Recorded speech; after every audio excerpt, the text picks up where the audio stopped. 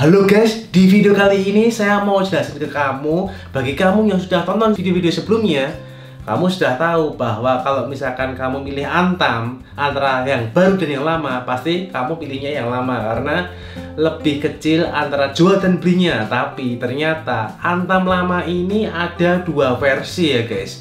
Yaitu versi yang pertama adalah yang bentuknya tulisannya itu horizontal, dan yang kedua adalah Antam lama yang vertikal. Terus lebih untung yang mana? Kalau mau beli, tonton sampai selesai.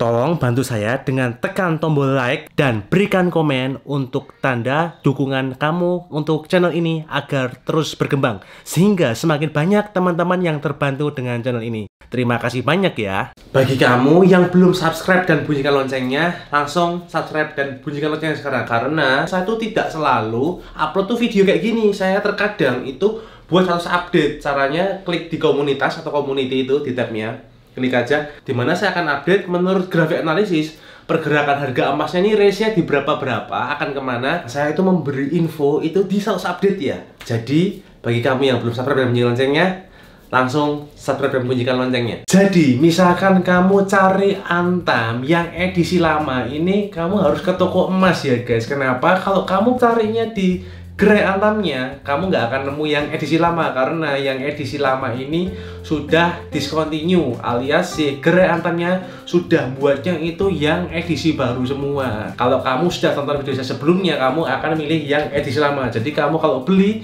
bisa di mana gitu kan, bingung. Kamu bisa cari di toko emas, dan di toko emas ini tidak selalu ready. Karena apa? Ya tadi, karena permintaannya yang lama itu banyak. Jadi biasanya kamu PO inden dulu gitu, tapi kalau pas ada ready ya udah beli aja. Tapi misalkan posisi kamu ini nanti tanya ke toko emas atau ke temen, misalkan kebetulan misalkan ada temen yang beli, kamu tanyain dulu emasnya yang Antam yang dia jual yang edisi lama itu apakah yang tidur horizontal, ada tulisannya kayak gini. Jadi dia kan tidur tuh, terus tulisannya LM-nya itu tidur gitu ya. Jadi kayak persegi panjangnya tidur kayak gini. Atau dia yang bentuknya Antamnya itu adalah yang vertikal, ketika itu kayak gini. Jadi dia bentuknya tulisannya LM gitu, persegi panjangnya kayak gini gitu. Nah, perbedaannya apa? Keduanya sama-sama yang edisi lama.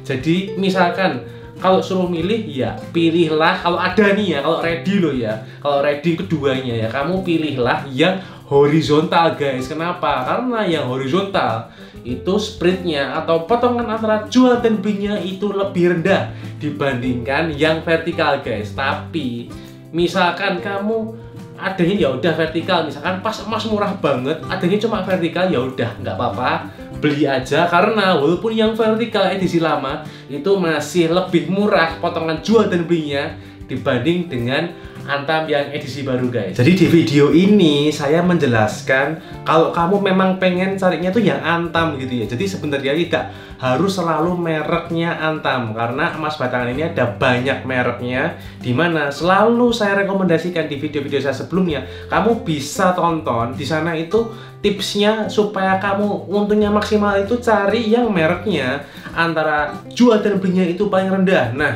saya tidak sarankan Antam di video ini, saya cuma jelasin kalau kamu memang mencarinya Antam gitu ya. Dimana kamu bisa survei di toko emas yang terpercaya, dia ada menjual emas batangan juga yang selisih antara jual belinya itu kecil sekali, jadi bisa short term profit taking. Apa itu short term profit taking dan bagaimana caranya, itu ada di video saya sebelumnya, kamu tonton aja. Yang pasti kalau misalkan kamu mau main short term, kamu harus cari emas batangan yang selisih atau jual belinya itu rendah. Kalau nggak bakal bisa ya guys ya. Nah, tapi hati-hati kalau kamu carinya merek emas yang tidak terpercaya atau bahkan itu lantaan. Lantaan itu adalah emas batangan yang tidak ada mereknya. Jadi ibaratnya itu kalau kamu lihat misalkan perbandingannya ya, misalkan kamu lihat produk-produk di luar sana, ini kita nggak ngomong emas dulu ya, misalkan kamu lihat makanan apa gitu ya, misalkan ada snack A atau apa, kan curah itu nggak ada mereknya, itu maksudnya kayak gitu, curah gitu ya. Jadi tidak ada mereknya, polosan gitu ya. Itu misalkan kayak snack kan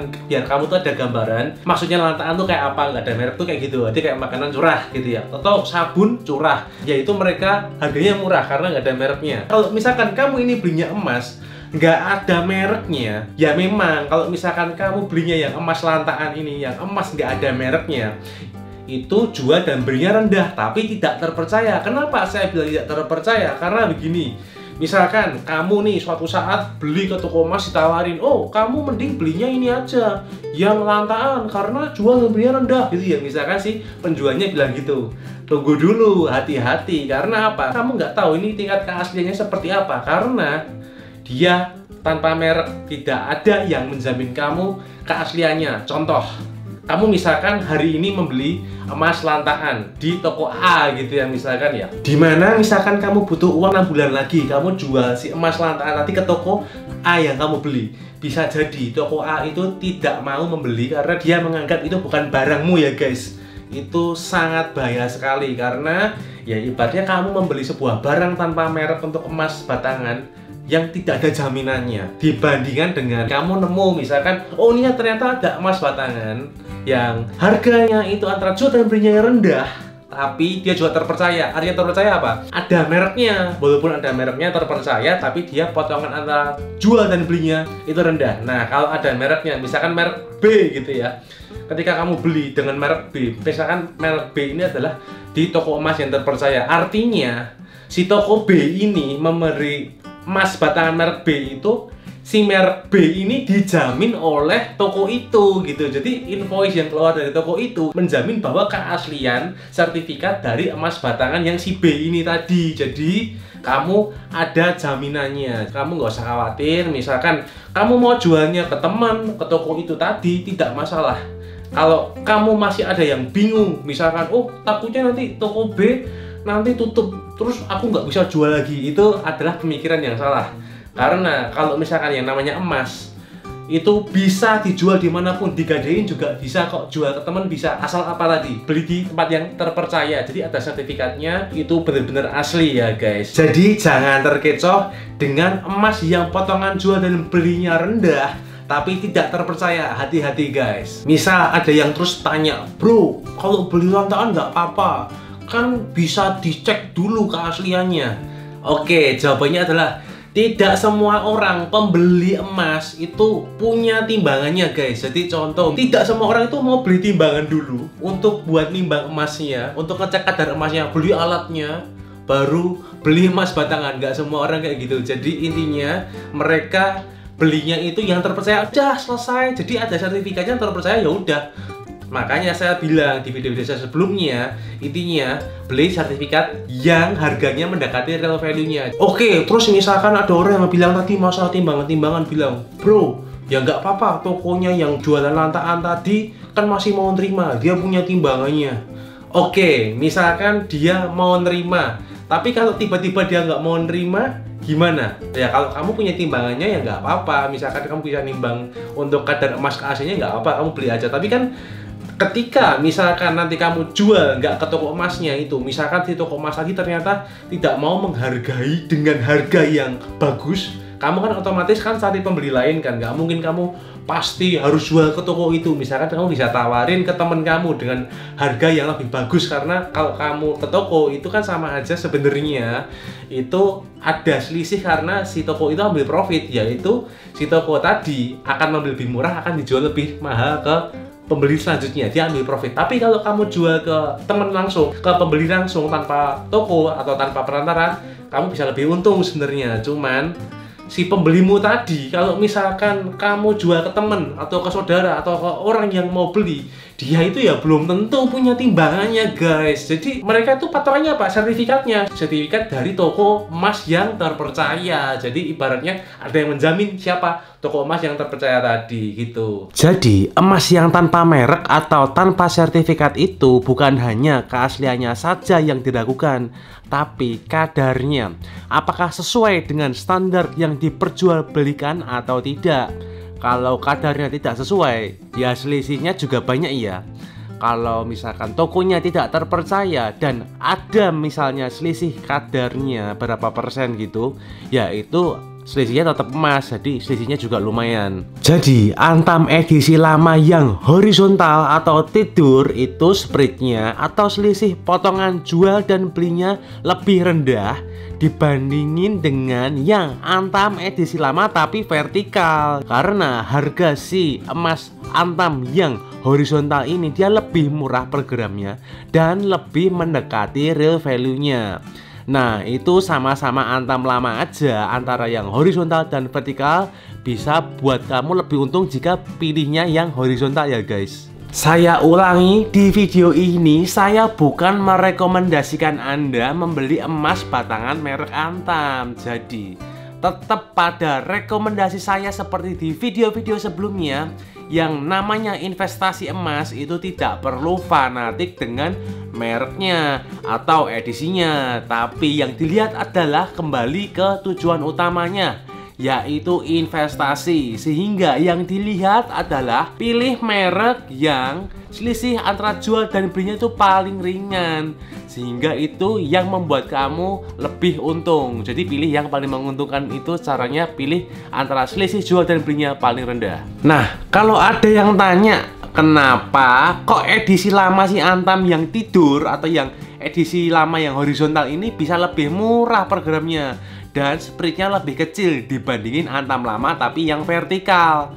Alasannya dikarenakan makin lama edisinya sebuah merek itu, maka harganya itu makin turun karena ada versi baru yang mereplace. Ketika ada versi baru atau edisi baru yang mereplace, maka edisi sebelumnya atau edisi yang lama harganya akan turun dan mendekati real value-nya. Jadi sertifikatnya lebih murah. Nah, edisi Antam yang paling lama itu adalah yang bentuknya tidur atau horizontal. Lalu berikutnya baru muncul yang edisi lama tapi vertikal. Nah, semakin lama edisinya harganya makin turun gitu ya rumusnya, karena terreplace oleh edisi baru. Sehingga kalau harganya makin turun karena edisi paling lama, ya artinya makin mendekati real value-nya sehingga spread makin kecil. Apalagi di saat harga emas turun atau terkoreksi pada saat seperti ini. Harga emas baik yang berdiri atau vertikal walaupun Antam lama dan yang Antam baru press, harganya tidak mau turun. Kalau kamu sudah pernah nonton video saya sebelumnya, saya pernah infokan bahwa Antam press tahan harga juga ya ketika harga emas tuh koreksi.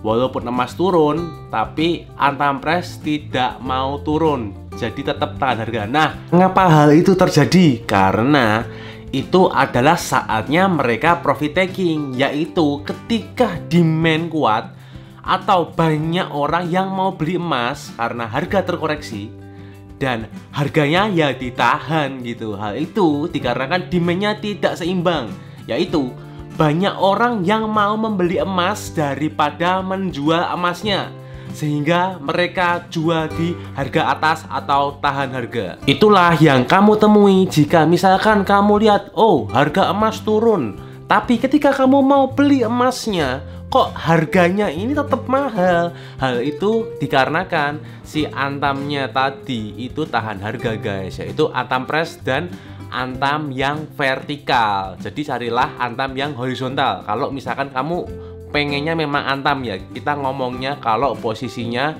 sama-sama Antam gitu ya, dimana sebenarnya tidak harus selalu Antam ya, karena demand yang banyak orang mau beli emas sehingga membuat walaupun Antam lama tapi yang vertikal itu juga harganya ikut terkatrol ke atas dan nggak mau ikut turun walaupun emas sedang terkoreksi.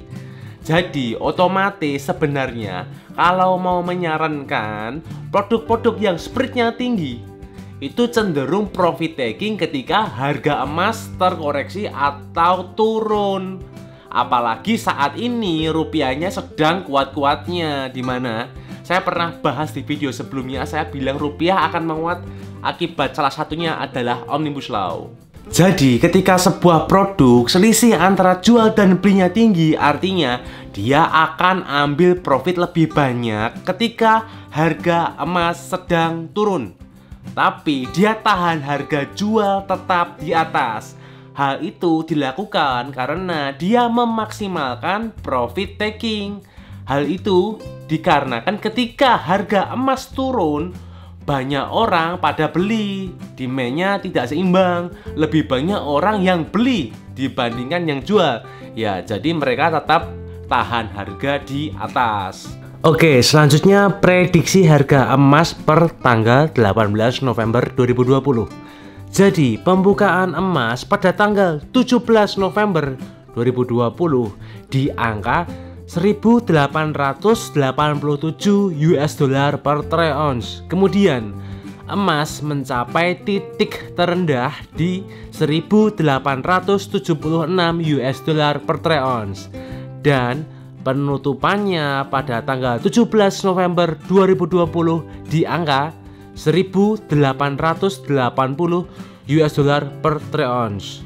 Emas menunggu sentimen negatif untuk ke 1.860 US dollar per troy ounce. Jika emas mencapai 1.860 US dollar per troy ounce, maka akan mencoba ke angka 1.845 US dollar per troy ounce dan targetnya di angka 1.822 US dollar per troy ounce. Sedangkan jika emas gagal mencapai 1.860 US dollar per troy ounce, maka emas akan mencoba ke 1.905 US dollar per troy ounce dengan batasnya yaitu di 1.922 US dollar per troy ounce. Oke, sekian. Kalau kamu ada pertanyaan langsung komen aja, nanti saya jawab di video-video selanjutnya. Thank you for watching and see you on the next video.